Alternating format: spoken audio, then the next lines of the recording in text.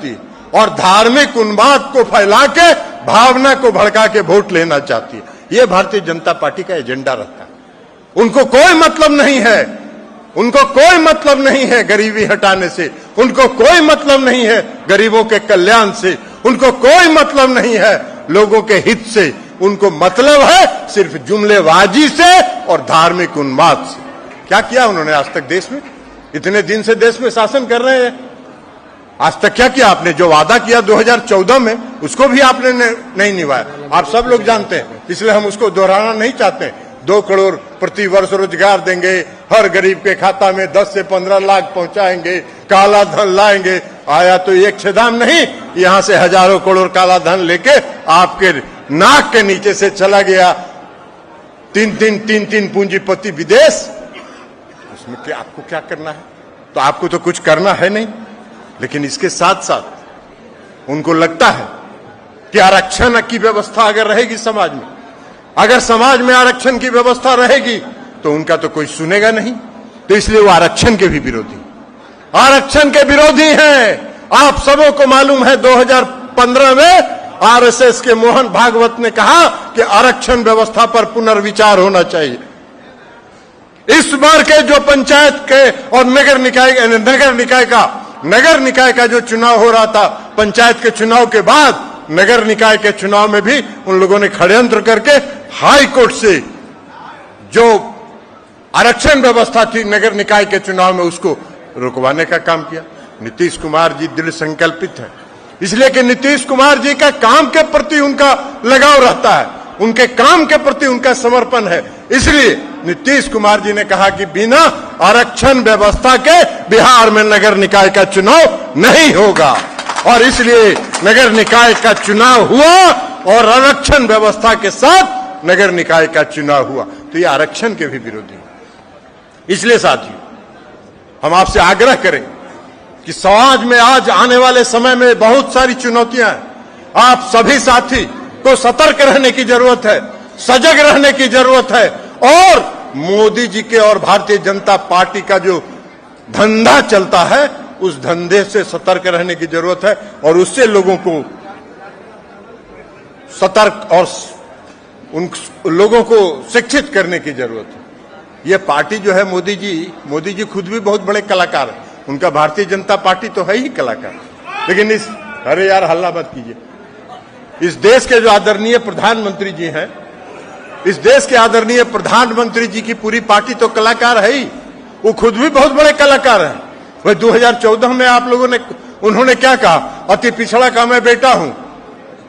भाई हम फिर से कहना चाहते हैं, कई बार हम कह चुके कि आदरणीय प्रधानमंत्री जी, आप में अगर साहस है तो आप यह बताइए कि आप जिस समाज में पैदा हुए वह समाज पिछड़ा वर्ग कब घोषित हुआ, पिछड़ा वर्ग कब घोषित हुआ, यह आप बताइए। तो जो पिछड़ा वर्ग घोषित ही हुआ 1999 में, तो अति पिछड़ा कहां से हो गया? और गुजरात में कोई अति पिछड़ा है क्या? गुजरात में कोई अति पिछड़ा वर्ग नहीं है।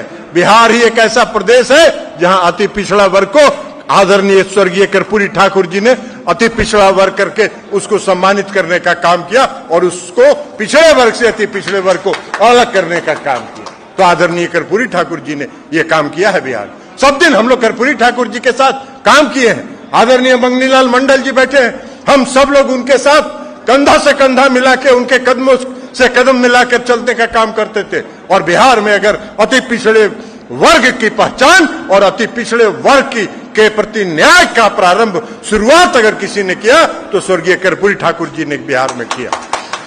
लेकिन मोदी जी भी बन जाते हैं अति पिछड़ा, और लोग भी उस भ्रम में फंस जाते हैं। अब बताइए ना, 2014 में मोदी जी ने कहा कि हम चाय बेचते थे। कौन स्टेशन पर चाय बेचते थे आज तक उन्होंने नहीं बताया। हम फिर आज इस सम्मेलन के माध्यम से मोदी जी से मांग करते हैं कि आपने जो 2014 में कहा कि हम चाय बेचते थे, किस स्टेशन पर आप चाय बेचते थे, यह आप खुलासा कर दीजिए, देश की जनता को तो पता चल जाएगा। तो चाय बेचने वाला बन जाते हैं, कभी अति पिछड़ा बन जाते हैं। तो ये पार्टी ही वही है, कन्फ्यूज पार्टी, कान में कुछ कुछ प्रचार करता रहेगा, इधर से उधर भ्रम फैलाता रहेगा। आज देश का जितना मीडिया हाउस है, यहां जो साथी हैं हम उनको नहीं कर रहे, यहां जो मीडिया के साथी हैं वो तो मने मन समझ रहे होंगे कि सही है बोल रहा है, लेकिन जो इनके मैनेजमेंट है, इनकी जो व्यवस्था है, उस सब पर उनका नियंत्रण है और उसके माध्यम से दुष्प्रचार करने का काम करते रहते हैं। कभी कहेंगे मीडिया में, देखिएगा 4 दिन तक चलता रहेगा कि नीतीश कुमार और ललन सिंह में टकराहट हो रहा है और नीतीश कुमार ललन सिंह को सेट कर रहे हैं, यही काम में लगे रहेंगे। कभी प्रचार करेंगे कि नीतीश कुमार भाजपा में जा रहे हैं, नीतीश कुमार जी भाजपा में जा रहे हैं, तो ललन सिंह रोके हुए हैं। अरे नीतीश कुमार जी को भारतीय जनता पार्टी ने जितना अपमानित करने का काम किया है, हम नहीं समझते हैं कि कभी नीतीश कुमार जी के सपने में भी भारतीय जनता पार्टी में जाने की बात होगी। अभी आए थे तो इसलिए मीडिया उनका है, वो मीडिया के माध्यम से ये सब दुष्प्रचार करते रहेंगे, करते रहने दीजिए उनको, उनका काम यही है। मीडिया वालों को यह लगता है कि वो जो खबर दिखाते हैं उससे जनता प्रभावित होता है, उनको गलतफहमी है। कोई जनता प्रभावित नहीं होता है, जनता वास्तविकता देखती है और वास्तविकता को जनता ने पहचाना है कि देश को ठगने का काम अगर किसी ने किया है 10 साल में, तो आदरणीय प्रधानमंत्री नरेंद्र मोदी जी ने देश को ठगने का काम किया है, छलने का काम किया। इसलिए देश की जनता सतर्क है, देश की जनता उनके जुमला में अब नहीं फंसने वाली। अब ये देखिए, अभी आए थे कुछ दिन पहले, देखे हम भारतीय जनता पार्टी के राष्ट्रीय अध्यक्ष आए थे, जेपी नड्डा साहब आए थे। जेपी नड्डा साहब ने भाषण दिया, बड़ा कड़ा भाषण दिया, कोई ज्ञान भी नहीं है। अरे भाई नड्डा साहब, अगर पटना आए थे तो जरा पूछिए, वहां से कुछ खबर और सच्चाई न लेके आते, पढ़ के आते। उन्होंने कहा कि क्षेत्रीय पार्टियों को हम खत्म कर देंगे और किसी को हम अब नीतीश कुमार को भारतीय जनता पार्टी के कंधा पर नहीं चढ़ने देंगे। अरे नड्डा साहब, नीतीश कुमार जी एनडीए में थे 2005 में, 2005 के अक्टूबर में, नवंबर में जब सरकार बनी तो उस समय जनता दल यूनाइटेड की संख्या थी 88 सीट पर जनता दल यूनाइटेड चुनाव जीती थी और भारतीय जनता पार्टी थी 55। जेडीयू था 88, भाजपा था 55।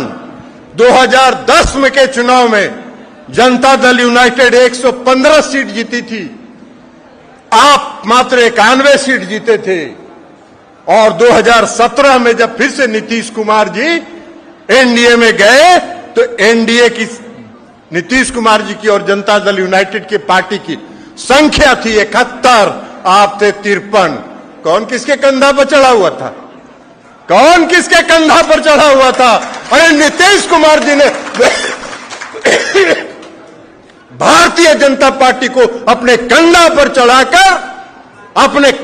चढ़ा के बिहार में उसकी पहचान बनाई। लेकिन अब नीतीश कुमार जी भारतीय जनता पार्टी को नीचे पहुंचा देने का काम करेंगे। नड्डा साहब, मुंगेरी लाल का हसीन सपना देखते रहिए, क्षेत्रीय पार्टियों को समाप्त करने की आपकी क्षमता नहीं है और भारतीय जनता पार्टी की क्षमता नहीं है। नीतीश कुमार जी, आपका जो दिल्ली का शासन है उसको 2024 में समाप्त कर देंगे, उसके बाद आप खत्म हो जाइए।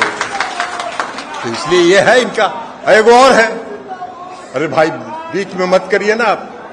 और उसके बाद एक आध गो नेता है, और एक आध गो नेता है जो बहुत घाट का पानी पिए हुए, सब घाट का पानी पिए हुए है। पहले आरजेडी में, फिर जनता दल यू में, फिर जीतन राम मांझी जी की पार्टी हम में, आजकल भारतीय जनता पार्टी में है। तो बड़ी बड़ी बात बोलते हैं। नीतीश जी के बारे में आप शब्दों का भी इस्तेमाल करते हैं।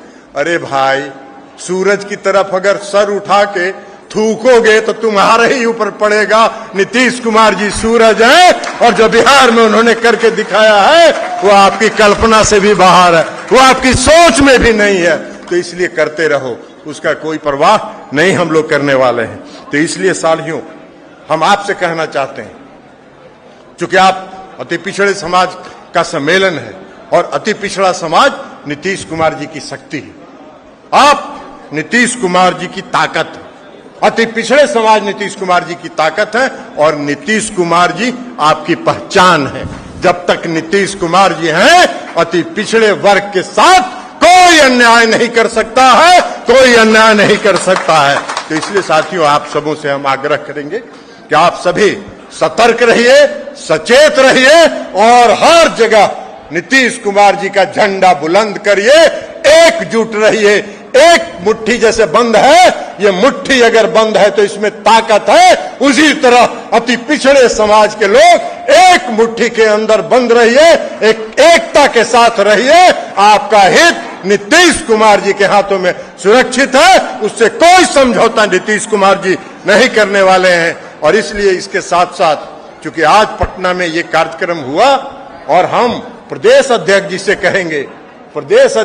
कहेंगे, हम इनको भी धन्यवाद देते हैं कि हमने इनको आग्रह किया एक हफ्ता पहले कि भाई 13 तारीख को यहाँ माननीय मुख्यमंत्री जी का अभिनंदन समारोह आयोजित करिए, और सब लोग मिलके इन लोगों ने आयोजित किया। इसलिए हम इनको भी धन्यवाद देते हैं और इनसे फिर हम आग्रह करते हैं कि आने वाले समय में दशहरा के बाद 1 नवंबर से लेके 7 नवंबर के बीच में सभी जिलों में ऐसा ही अति पिछड़ा सम्मेलन आयोजित करिए। माननीय मुख्यमंत्री नीतीश कुमार जी के प्रति आभार व्यक्त करिए, अभिनंदन करिए और इस कार्यक्रम को बिहार के हर जिला में चलाइए। और इसी के साथ आप सभी साथी जो भी यहाँ आए हैं, आप सबों का पुनः अभिनंदन करते हुए, आपका स्वागत करते हुए हम अपनी बात समाप्त करते हैं। बहुत बहुत धन्यवाद।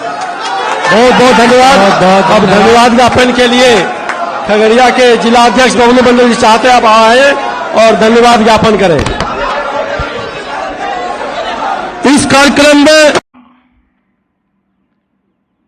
140 करोड़ देशवासियों की तरफ से स्वागत करता हूं।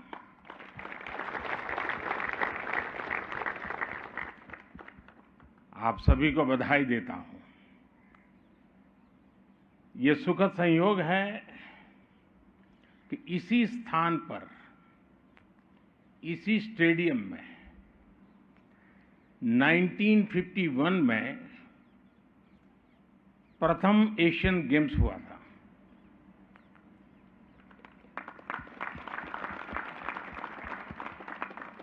आज आप भी और आप सभी खिलाड़ियों के, आपने जो पराक्रम किया है,